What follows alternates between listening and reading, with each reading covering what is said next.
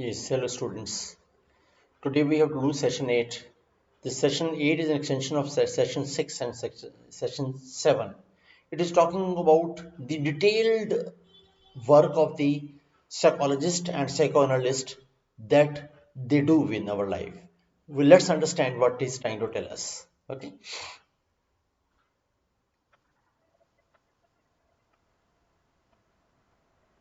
what he says. The mental life. See, the probably this man has talked so much about in few sessions about the mental life. This is the 2020. We are facing so many mental problems as well. Living in Corona times, lockdown and all. Everybody has some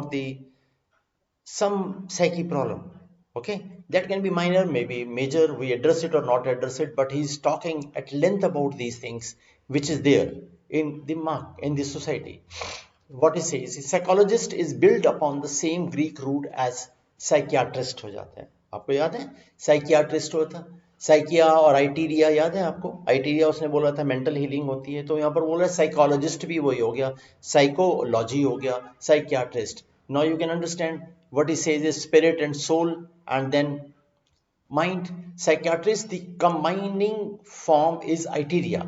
Psychiatrist की अगर हम बात करें तो is iteria. Medical healing is in psychologist the combining form is logos. ये science को deal करता है और स्टडी ये psychologist by etymology is one who studies the mind one who one who studies the mind. मतलब अगर आप ये समझोगे तो एक शॉर्ट में आप समझ लीजिए जो साइकोलॉजिस्ट है वो इतना मन में बांध लीजिए वो काउंसलर होता है. ओके और जो साइकेट्रिस्ट होता है अगर जो ये वाला है ये डॉक्टर होता है. Okay this doctor can prescribe medicine to you. He can also do psychology. ऐसा नहीं है वो भी सुनेगा वो भी समझेगा वो भी कर सकता है लेकिन काउंसलर कैन नॉट. यानी जो साइकोलॉजिस्ट है वो मेडिसिन प्रिस्क्राइब नहीं कर सकता लेकिन हाँ वो मेंटल हीलिंग कर सकता है आपसे बात कर कर आपको गाइड कर कर हेल्प कर सकता है. But suppose someone requires that kind of. आपको याद है हमने पढ़ा था न्यूरोटिक. तो अगर वो उससे न्यूरोटिक से अगर वो साइकोटिक हो जाएगा तो फिर उसको फिर किसकी जरूरत पड़ेगी साइकियाट्रिस्ट की. लेकिन हाँ जनरल अगर छोटी मोटी परेशानी है किसी को तो वो उसके साथ बातचीत करके काउंसिल करके कर सकता है तो वो साइकोलॉजिस्ट हो जाता है. The field is psychology you know it well and the adjective is psychological treatment. Psychological means adjective हुआ.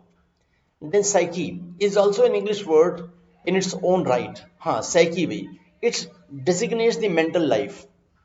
This designates the mental life, the spiritual or non-physical aspect of one's existence. Spiritual and non-physical aspect of one's existence. यानी मेरी psyche क्या है, यानी मैं ऐसा क्यों करता हूँ मतलब आप फिजिकली तो नहीं देख सकते लेकिन मेरी सोच को आप पढ़ सकते हैं तो वो जो मेरी साइकी है.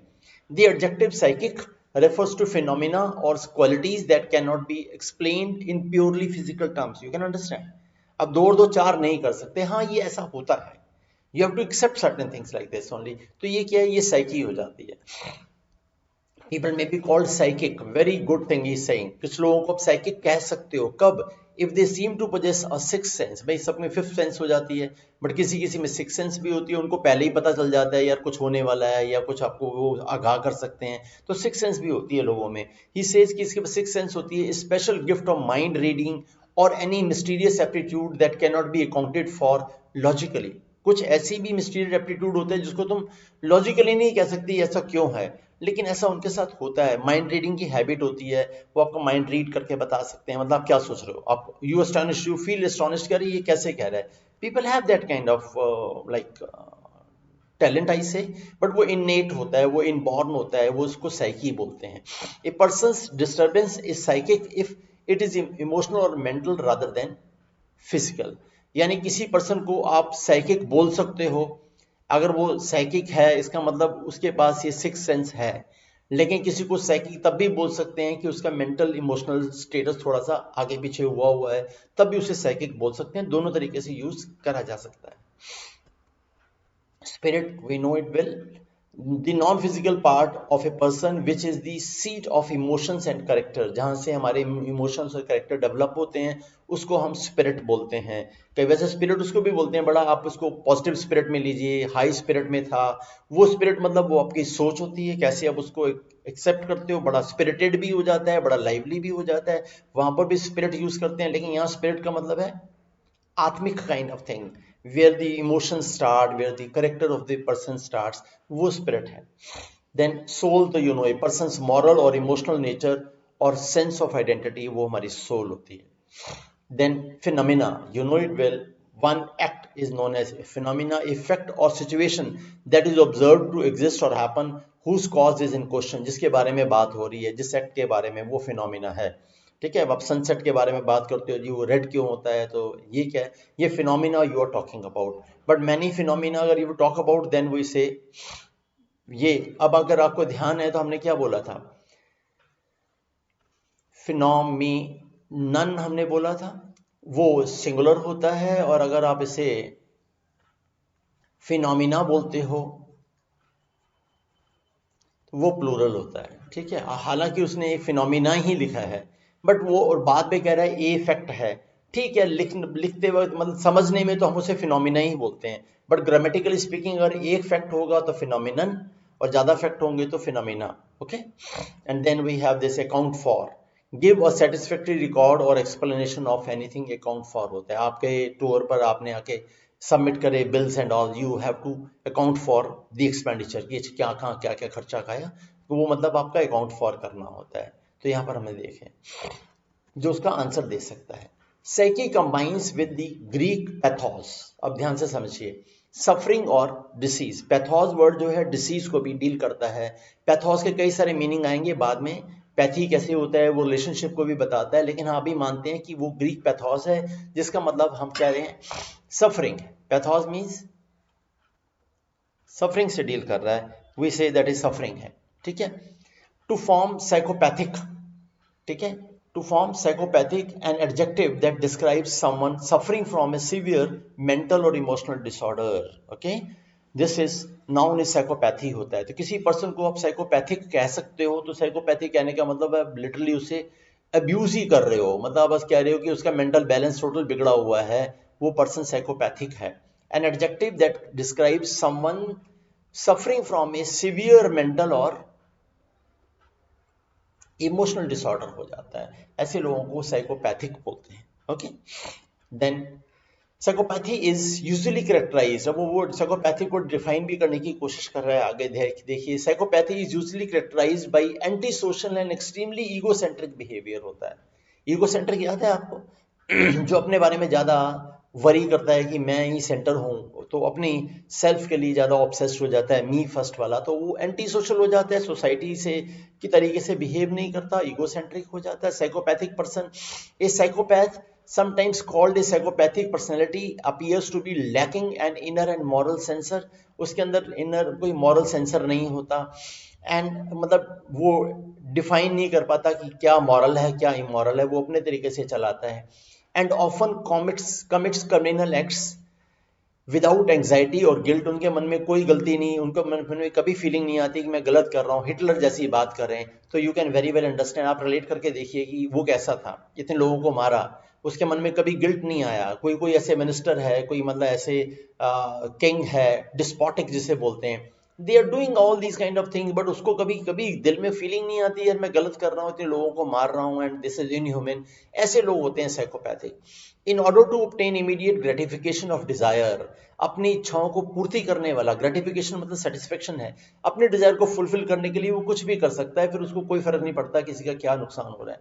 Such a person may be utterly lacking and in sexual restraint, ये हद तक भी जा सकता है सेक्सुअल रिलेशनशिप में, और एडिक्टेड टू हार्ड ड्रग्स, ये ड्रग्स में भी इन्वॉल्व हो सकता है, किसी को भी कह सकते हैं ऐसे वाले में। सम psychologist prefer the label psychopath for this type of personality to indicate the absence of social conscience।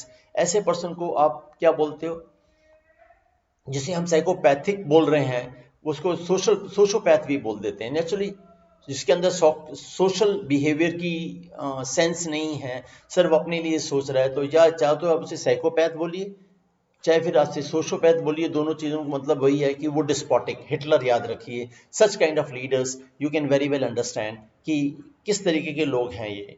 ठीक है, anti social, contrary to the customs of society, and causing annoyance and disapproval in others. ठीक है, anti social है, यानी अगर आप social हैं तो मतलब नेचुरली, अगर आप सोशेबल हैं तो मतलब सोशल एक्ट करेंगे जो सबके साथ काम आता आएगा, लेकिन ये क्या है, contrary to the customs of society. And causing annoyance and disapproval in others, ये वाली बात है। And censor, examine a book और film etcetera officially and suppress unaccountable parts of it. यानी आपको सेंसर पता है, सेंसर बोर्ड होता है हमारा जो एडिट करता है, यानी आप किसी चीज को जब सेंसर करते हो तो उसका मतलब आप उसे क्या कर देते हो, एडिट कर देते हो, ये हम कहना चाहते हैं। ओके, देन एंग्जाइटी, तो you know it very well, feeling of being nervous और अनईज एंड वरी। आपका एग्जाम का रिजल्ट आने वाला होता है तो क्या होती है, बड़ी एंग्जाइटी होती है, नहीं, वो उसमें थोड़ा सा मिक्स फीलिंग ऑफ वरी होती है, वो एंग्जाइटी होती है। Gratification, I was saying pleasure specially when gained from the satisfaction of A Dzire. जब आप सेटिस्फेक्शन हो जाती है आपकी तो ग्रेटिफिकेशन होता है। ठीक है, तो फिजिकल ग्रेटिफिकेशन वी से एट टाइम्स, जो लग्जरी से आता है। एंड देन अटरली, कहते हैं अभी अटरली, ऊपर वर्ड लिखा था utterly lacking in sexual restraint. भी आप और कोई भी सोशल पर्सन वो सेक्सुअल रिस्ट्रेंट के लिए लिमिट बांधेगा कि मुझे इतना करना है, कहां पर कैसे करना है, लेकिन इसकी तो हद क्रॉस कर सकता है। अटरली मतलब कंप्लीटली, एब्सोल्युटली जिसे कहते हैं। कई बार बोलते हैं अटर डिस्गस्ट, अटर फेलियर, यानी अटर मतलब कंप्लीट से है, एब्सोल्यूट से है। एडिक्टेड टू, तो आप जानते हैं एडिक्शन क्या होता है। And then conscience, a person's moral sense of right और रॉन्ग, वो उसकी कॉन्शियंस होती है। इस वर्ड को आप कॉन्शियंस पढ़िए, बार बार मैं लोगों को कहता हूं कि यार ये वर्ड कॉन साइंस नहीं है जो आप और मैं सब जगह सब लोग बोलते हैं, ये क्या है, कॉन शी एंस है। If you can correct it I think you will be blessed. Conscience होता है, आप कई बार ऐसे पढ़ते हो ये वो पर्सन कॉन्शियस था,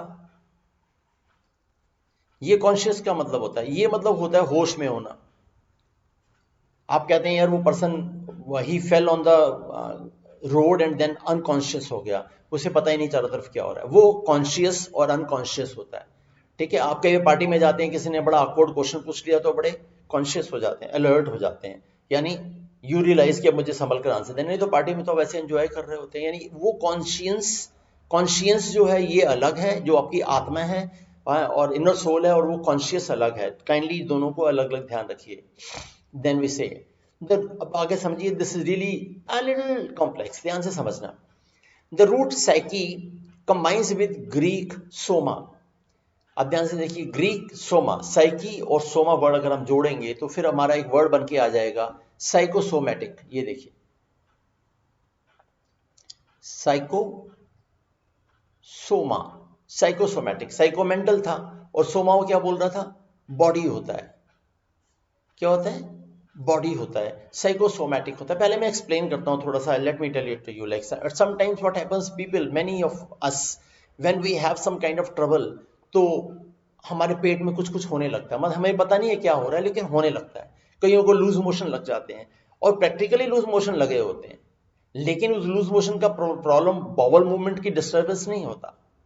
ठीक है, उस लूज मोशन का प्रॉब्लम आपके मेंटल प्रेशर होता है, जिसकी वजह से आप ऐसी फीलिंग आने लगती है। तो what is trying to tell us कि अगर मान लीजिए आपके साथ कोई वरी है, कोई ऐसी चीज है कि आपको, मान लीजिए किसी से मिलने जाना था लेकिन आपको बिल्कुल जाने का मन नहीं है, आपके घर वालों ने कहा मिलो जाकर, now you are so worried कि आप नहीं जाना चाहते, तो what can happen is he saying कि हो सकता है कि आपके अचानक से कुछ इस तरीके से हो जाए कि आपके बैक एक होने लग जाए, हो सकता है कि अचानक से आपको क्या नाम है, what do call, asthmatic attack पड़ जाए, हो सकता है कि आपको कोल्ड हो जाए, हो सकता है कि बाय द वे आप निकलो लेकिन नर्वस होने की वजह से आपका ट्रैफिक में एक्सीडेंट हो जाए, आप वहां पहुंचोगे ही नहीं।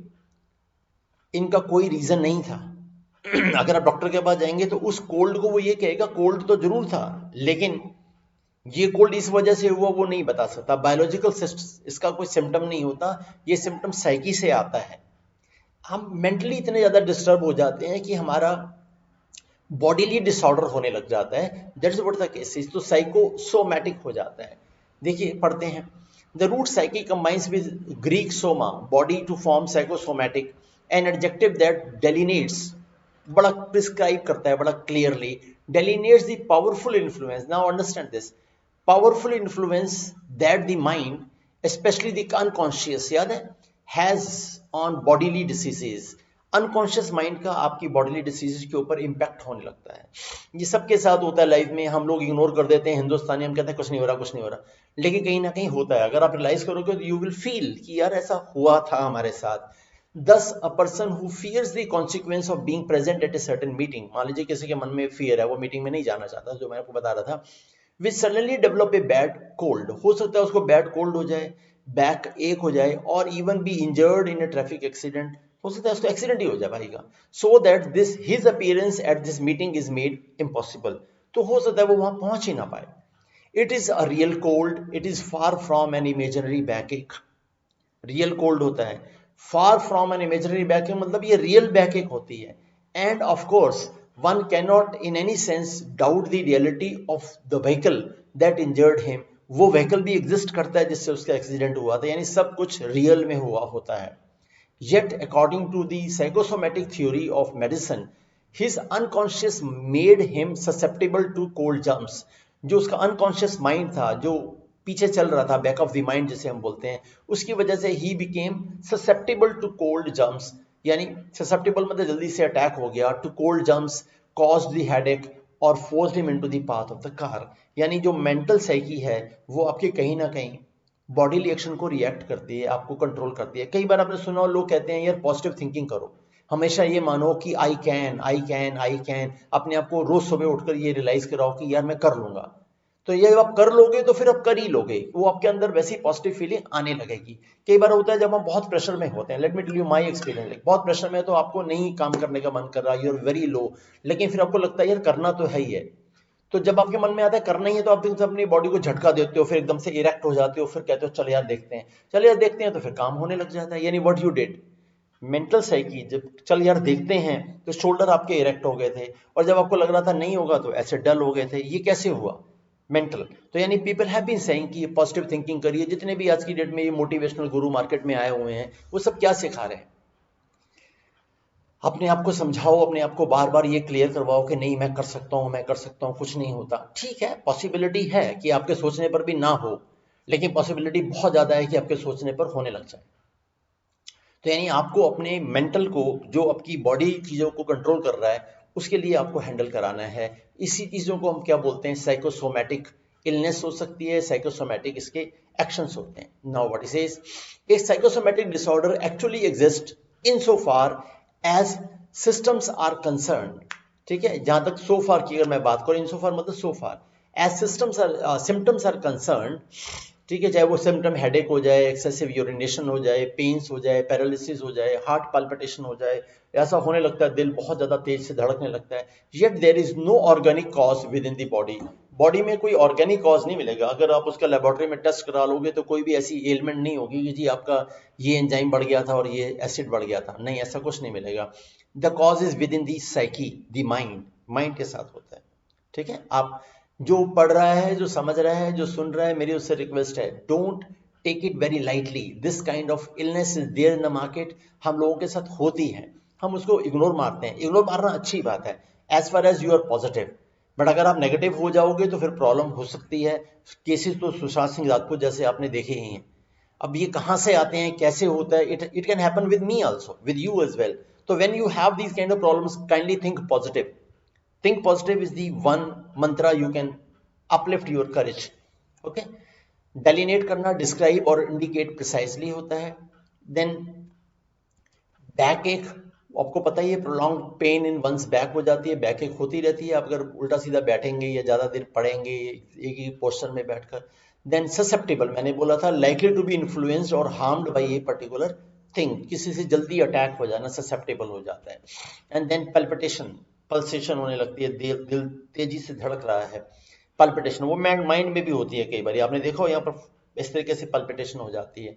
ए नोटिसेबली रैपिड, स्ट्रॉन्ग और irregular heart beat due to agitation, exertion और इलनेस, किसी वजह से पल्पिटेशन हो सकती है। ठीक है, तो this is what the palpitation is, hope you have understood this. यानी वो बता रहा है कि मेंटल वाला जो काम है वो आपके फिजिकल पर अटैक कर सकता है, ध्यान रखिए। अब अगर ये चैप्टर आपने खुद पढ़ा होता ना इतना वाला, आपको समझ में ही नहीं आना था, मैं गारंटी करता हूं आपको। अब आप दोबारा अगर खुद पढ़ोगे तो बिल्कुल it will be very easy for you. शुरू में आपको पढ़ने में एट द एज ऑफ 19-20 जो भी बच्चे पढ़ रहे हैं, थोड़ा सा समझने में, जो साइकोलॉजी वाला है उसको समझ आ जाएगा, लेकिन किसी और को समझने में थोड़ी सी दिक्कत होगी. Now you heard this, read, I think it will be through. Psychoanalysis relies on technique of deeply, exhaustively probing into the unconscious. ये हम पहले भी पढ़ चुके हैं. साइकोएनालिस्ट का काम यही था कि वो आपको वो के साथ डिस्कस करता है. A technique developed by Sigmund Freud.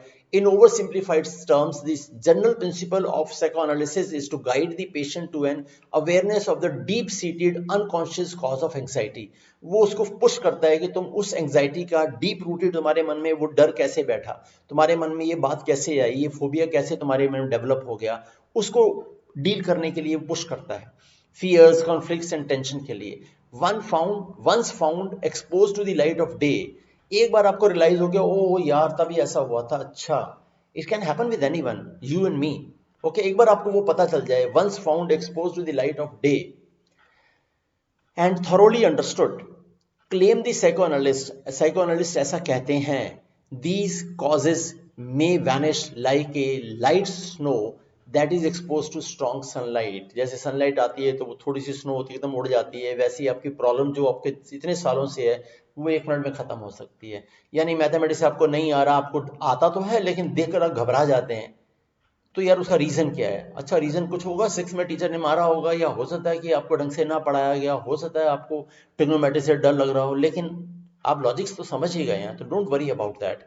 वो आपसे डिस्कस करेगा, कोई भी रीजन हो सकते हैं. मैं just give you an example. ऐसे तो प्रोब करता है, यहां पर मैंने लिखा था excessive exhaustively probe into the unconscious. Probe करना मतलब डीप इनटू जाके सर्च करना, प्रोब होता है. अगर आपके ऑस्ट्रोस्कोप आप लोग साइंस वाले पढ़ रहे हैं तो आपने कभी टेक्नोलॉजी के लिए जब वो सिग्नल चेक कर रहा था तो उसकी प्रोब होती है. जब आप अपना गाड़ी का what you call pollution check कराते हो तो उसके पास एक प्रोब होती है जो इंसर्ट करता है वो आपके साइलेंसर में. तो दैट इज प्रोब, मतलब जो डीप इनटू जाके चेक करता है. सर्च एक्सटेंसिवली हो जाता है. डीप सीटेड मतलब फर्मली एस्टेब्लिश्ड है. You can very well understand, तो वर्ड अपने आप ही बोल रहा था कि वो क्या है. Then consider an example. Now you have asthma, let us say, and your doctor can find no physical basis for your ailment. ठीक है जी, अस्थमा आप समझते हैं. So you referred to a psychoanalyst. आप अल्टीमेटली आपको लगा यार मेरे को तो कोई प्रॉब्लम है नहीं, यार ये प्रॉब्लम क्यों हो रही है, तो आप एक साइकोएनालिस्ट के पास गए, और एक साइकाट्रिस्ट और एक clinical psychologist practices psycho analytically oriented therapy. ये सारे भाई एक जैसे ही हैं. अब आप समझ गए, साइकोएनालिस्ट हो जाए, चाहे वो साइकाट्रिस्ट हो जाए, साइकोलॉजिस्ट हो जाए, ये तीनों भाई एक ही हैं, नाम अलग अलग हैं, बस थोड़ा बहुत फर्क है. मैंने पहले बोला साइकाट्रिस्ट जो है वो सबसे नंबर 1 का डॉक्टर है. साइकोलॉजिस्ट मैंने कहा कि वो काउंसलर है, और साइकोएनालिस्ट वो है जो रेगुलर आपसे डील करेगा. वो साइकोलॉजिस्ट भी हो सकता है साइकोएनालिस्ट. ठीक है, तो ये लोग ये तरीके की थेरेपी करते हैं. ठीक है. And then with your therapist, अब आप उसके पास गए और आपने उससे बताया, तो with your therapist you explore your past life, dig into your unconscious, वो पुराने समय में क्या हुआ था, एंड डिस्कवर, आपको पता चल जाता है क्या. Let us say for the sake of argument, मान लीजिए, अब एग्जांपल ले लेते हैं, दैट योर मदर और father always used to set for you impossibly high goals.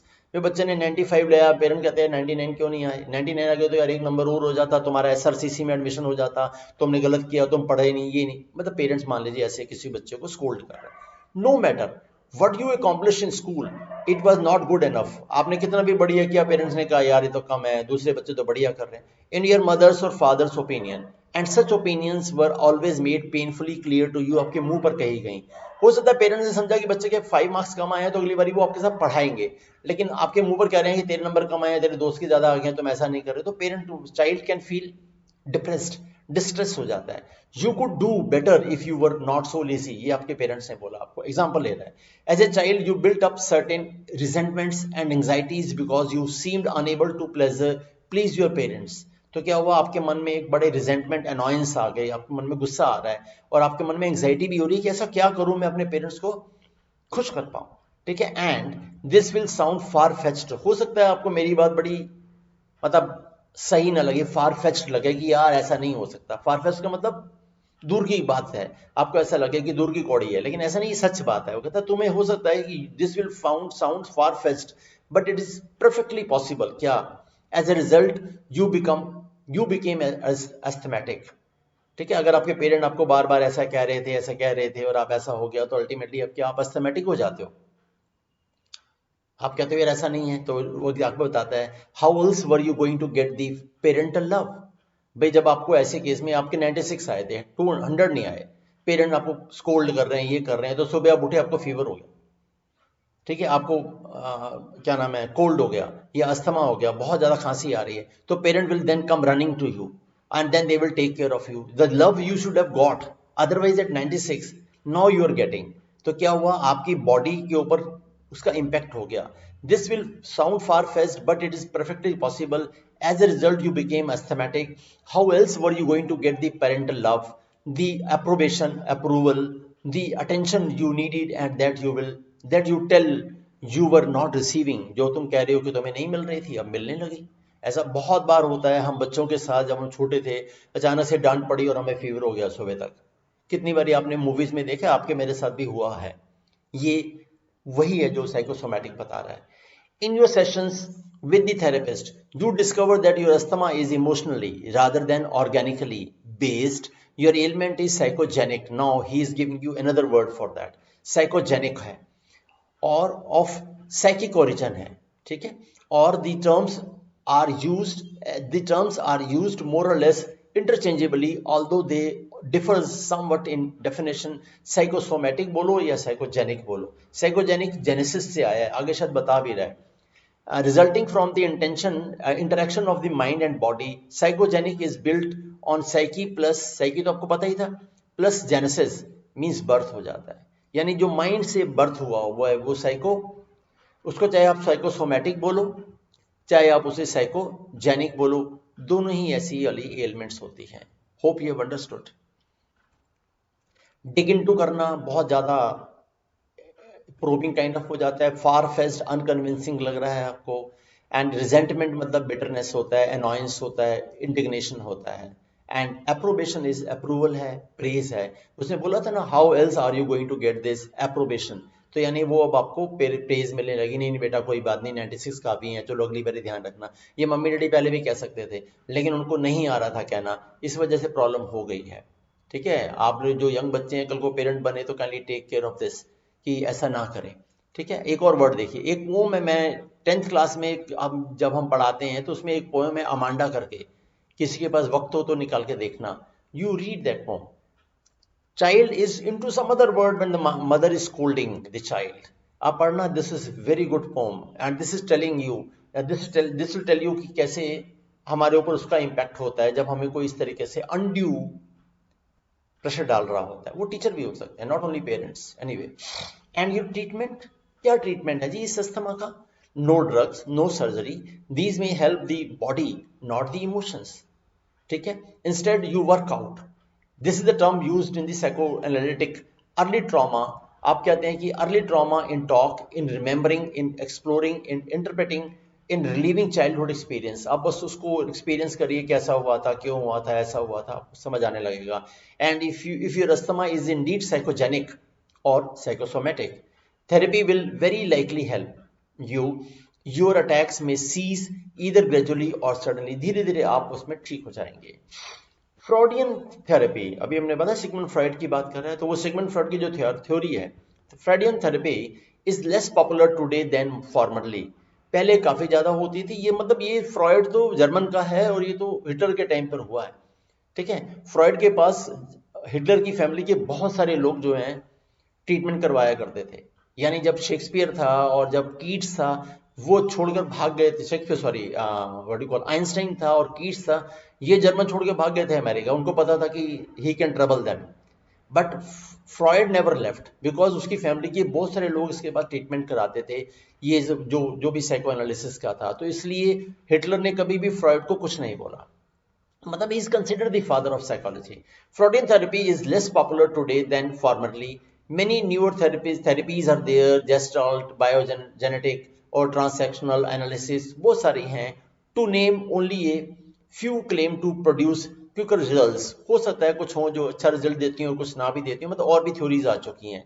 In any case, psychotherapy or one sort of another is the indicated treatment of psychogenic disorder or for any personality disturbances। यानी वो ये सारी जो भी नाम दिए हैं ये अलग अलग तरीके की ऐसी स्टडीज हैं जो आपकी साइकोजेनिक प्रॉब्लम को डिसऑर्डर्स को आपको रिलीव करा देंगी। The practitioner is a psychotherapist, आपको समझ आ ही चुका है, और therapist for short the adjective is psychotherapeutic आ जाएगा। ओके देन वी से, हाँ ऊपर मैंने बोला था एक वर्ड लिया था, these may help the body not the emotions, instead you work out। this is the term used in psychoanalytic parlance। parlance क्या होता है?